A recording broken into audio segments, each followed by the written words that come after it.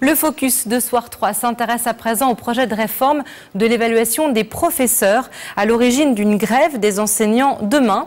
Pour le ministre de l'Éducation, cette tâche incomberait davantage aux chefs d'établissement. Le point avec Émilie Tran et les explications de Luc Châtel sur ce plateau juste après.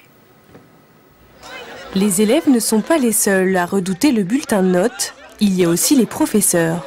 Avant le jour J, c'est très angoissant.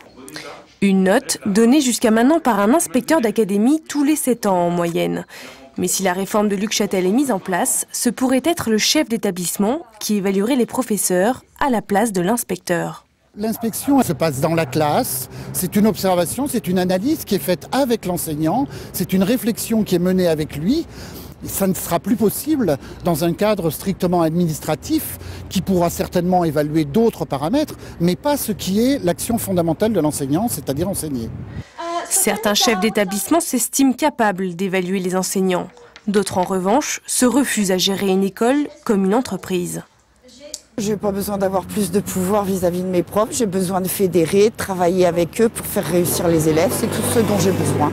Les professeurs évoquent, eux, le problème de compétence des chefs d'établissement pour attribuer cette note. Un proviseur ou un principal qui est un ancien professeur d'anglais, par exemple, comment pourrait-il évaluer un cours d'histoire-géographie auquel il assisterait ?